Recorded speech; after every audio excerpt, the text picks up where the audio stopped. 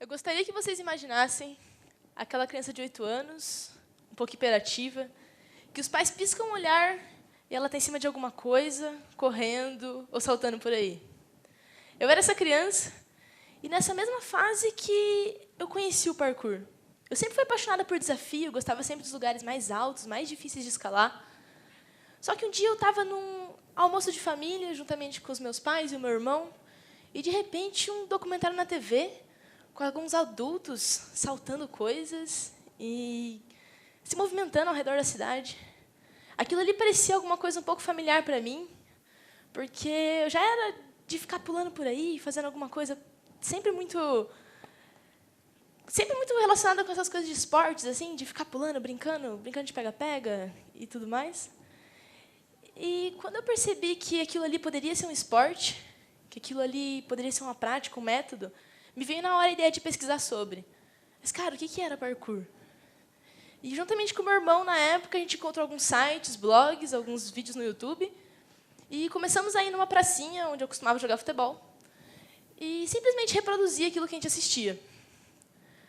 Só que eu comecei a perceber que aquela definição que as pessoas tinham a respeito do parkour ela era um pouco limitada, porque era muito linear. Geralmente as pessoas diziam, porque se locomover de um ponto A a um ponto B da forma mais rápida e eficiente possível, e era sempre focado em velocidade, e nada mais. E eu comecei a perceber que aquilo ali tinha um significado maior, era como se eu conseguisse ressignificar o ambiente à minha volta, e utilizar meu próprio corpo, minha própria movimentação, para explorar o ambiente, para trazer algo mais. E o parkour ele se relaciona também com essa volta da movimentação que a gente veio perdendo com o tempo. Porque o ser humano, conforme a gente foi evoluindo com a tecnologia, a gente foi regredindo no quesito de explorar o nosso corpo, de realmente criar uma identidade de movimento. E eu comecei a me relacionar com isso e eu fui me apaixonando cada vez mais pelo parkour. Só que nessa mesma fase eu estava passando por alguns problemas. Eu havia parado de crescer. E a minha diferença de altura entre eu e os meus amigos de classe ela era de quase 15 ou 20 centímetros. A gente não sabia o porquê daquilo, e foi quando eu e os meus pais a gente resolveu ir para uma cidade vizinha, procurar um médico endocrinologista, e descobrir o porquê daquele problema. Depois de sucessivos exames, vieram os resultados, e eu lembro até hoje da minha mãe me contando da notícia, porque foi algo que me abalou muito, porque eu havia parado de produzir o hormônio do crescimento, o GH. E se eu quisesse continuar dali para frente, tendo uma vida normal, continuar minha vida normalmente, eu teria que me submeter ao tratamento, que consistia em uma injeção do hormônio por dia e algumas mudanças em hábitos alimentares e de sono. Mas tomar uma injeção por dia não foi o que mais me abalou. Eu ficava repetindo na minha cabeça várias vezes de que eu só queria ser normal. E aquilo ali me trazia um sentimento de impotência, uma incapacidade que eu não entendia de onde vinha. Eu era muito pequena para entender de onde vinha aquele sentimento. Mas foi nessa fase que eu entendi que, se eu quisesse superar isso, eu teria que focar mais e utilizar mais do meu tempo naquilo que eu gostava de fazer, que eram os esportes. E entre os meus 8 até os 14 anos, eu pratiquei diversos deles. Desde balé, karatê, futebol, escalada, corrida, provas com cavalos, xadrez, skate e o parkour. E o parkour ele permaneceu por um motivo muito específico e muito especial também. Que nessa fase eu comecei a ir em alguns encontros de parkour. O que são encontros de parkour? São basicamente treinões, onde as pessoas da comunidade, diversas cidades e diversos estados, elas se reúnem para simplesmente trocar experiência e se divertir e ter esse tipo de troca. E eu participei de diversos deles e eu fui conhecendo cada vez mais pessoas. E eu fui criando uma certa relação com essas pessoas. Elas começaram a se tornar tão especiais para mim que, quando eu percebi, eu tinha ali os meus 12, 13 anos, e meus melhores amigos eles eram 10 anos mais velhos do que eu. E eu continuei treinando, continuei cada vez mais adentrando nesse universo do parkour, até 2016, que foi quando o meu irmão mudou de cidade. Até então, eu, juntamente com o meu irmão, a gente treinava junto na minha cidade. E alguns amigos dele também praticavam e tudo mais. Só que, quando ele mudou de cidade, e os amigos dele também foram parando por diversas razões, eu percebi que, se eu quisesse continuar com o parkour, eu teria que continuar treinando sozinha. E aquilo ali foi um desafio para mim, porque eu tinha meus 13 anos, estava ali naquele meio da puberdade, e eu comecei a perceber que as pessoas à minha volta elas não enxergavam aquilo que eu fazia de uma forma muito positiva. Eu tinha que, às vezes, andar na escola ou andar na rua e ter que escutar alguns comentários maldosos a respeito das roupas que eu usava, ou simplesmente do próprio preconceito que as pessoas tinham por eu ser mulher e praticar um esporte. Às vezes eu estava tranquila ali treinando e, de repente, alguém falava porque isso aí que você está fazendo é muito masculino, isso aí é coisa de homem, ou me chamava de machinho, falava que eu jogava para o outro lado. Aquilo ali me machucava de alguma forma e eu fazia com que me retraísse. Só que eu comecei a perceber que o parkour também era um pouco da cura disso. Porque, da mesma forma como eu tinha que escutar aquilo ali e eu me fechava, eu usava o movimento para conseguir transmitir algo e me expressar.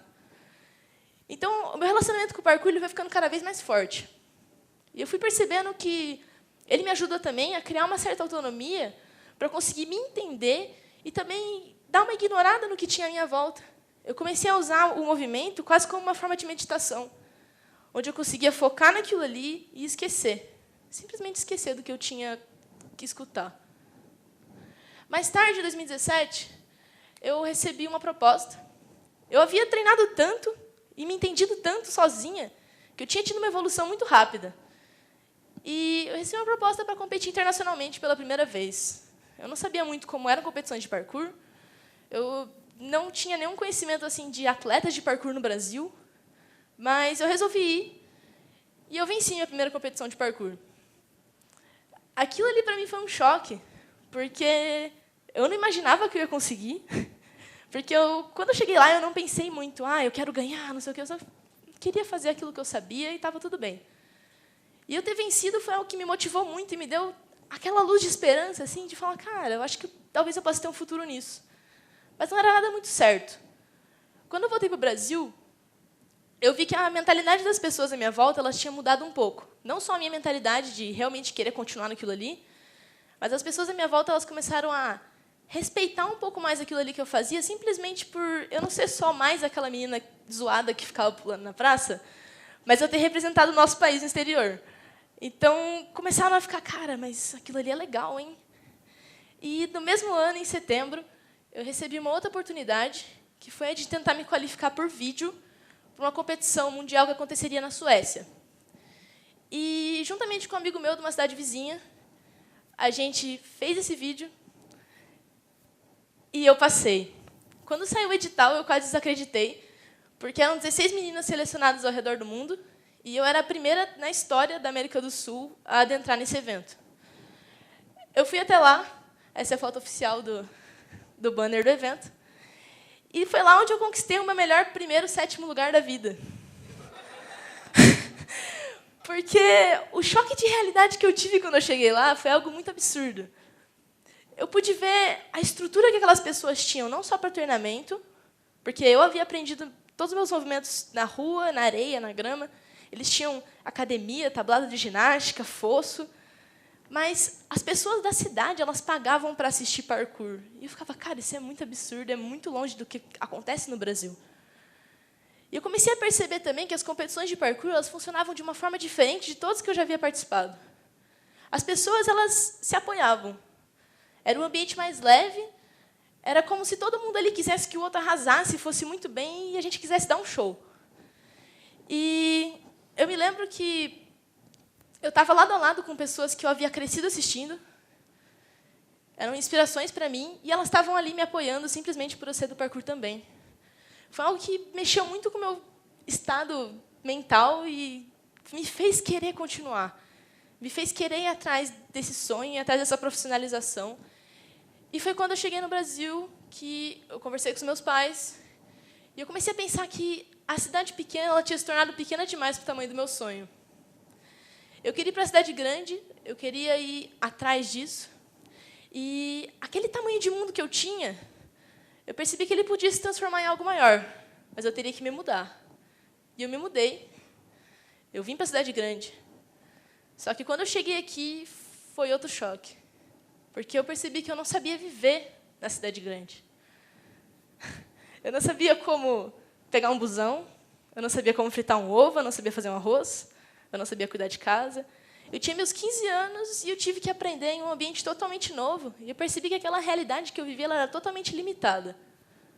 E foi quando eu comecei a entender um pouco do quanto que aquele tempo que eu tinha passado sozinha treinando me fez crescer, evoluir e criar uma certa autonomia para eu conseguir me entender e superar esse tipo de coisa.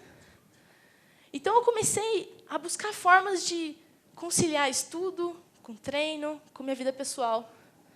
Só que foi um desafio para mim. E muitas vezes eu desanimava e eu ficava pensando, cara, mas será que eu devo mesmo tentar isso? Eu não tenho nenhum caminho para seguir, eu preciso criar meu próprio trajeto.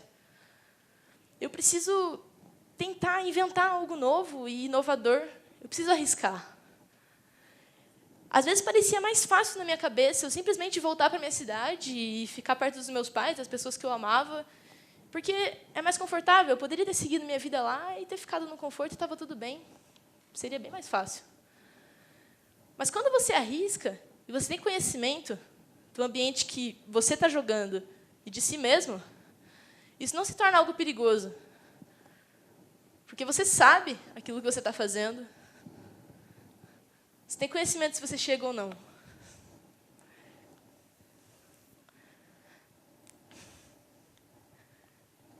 E foi a partir dessas reflexões que eu comecei a enxergar aquilo que eu estava vivendo como se fossem saltos no parkour. Onde você os observa, você sabe se você chega ou não. Você sabe que existe a possibilidade de erro, mas você já treinou aquilo ali tantas vezes que isso reduz totalmente a possibilidade de você errar. Mas ela ainda existe. Só que se você erra, você não se machuca, porque você sabe como salvar uma queda. Então, eu comecei a pensar que essas quedas, elas fazem com que você tenha a maior possibilidade de crescimento. Porque você pode voltar para o ponto inicial, simplesmente corrigir alguma técnica básica e realizar um salto com êxito. Ou você pode simplesmente voltar, entender qual lacuna falta para você completar aquilo ali. E talvez demorem dias, meses, anos. Mas você pode voltar e realizar. E quando você faz isso, a felicidade que você tem é absurda, porque você entende que você aproveitou aquele processo de errar, você usou aquilo ali ao seu favor, você cresceu com aquilo. Eu comecei a pensar no quão não linear a trajetória é. O quanto a gente tem esses momentos de altos e baixos, e o quanto esses momentos baixos são importantes para que a gente consiga evoluir. O quanto você aproveitar o caminho e aproveitar o processo faz com que você cresça. Faz com que você não seja a mesma pessoa de ontem. Você não seja a mesma pessoa amanhã. Você dá valor a esses momentos sutis e pequenos no cotidiano. Faz com que você aprenda cada vez mais. E por mais que, no fim das contas, o seu objetivo ele não se concretize, porque muitas vezes os nossos objetivos não dependem só de nós, dependem de empresas, dependem de pessoas, dependem de outras companhias, dependem de diversos fatores. Mas se você viveu intensamente esse processo, e você não é mais a mesma pessoa, então você pode usar essa mesma dedicação que você usou para chegar nesse objetivo para qualquer outra área da sua vida. E eu, com 17 anos, quando eu entendi isso, eu comecei a entender que eu poderia usar a mesma dedicação que eu tinha para os treinos, para os estudos, para meus relacionamentos com as pessoas, para qualquer coisa que eu quisesse fazer. E aquele sentimento que eu tinha de incapacidade quando eu era criança, ele morreu. Porque aquilo ali me fez ser mais confiante daquilo que eu estava fazendo. Ele fez com que eu criasse essa autoconfiança e realmente me sentisse capaz. Então, se eu tenho algo para deixar para vocês, eu queria dizer principalmente que a gente não precisa esperar para ser feliz só na linha de chegada.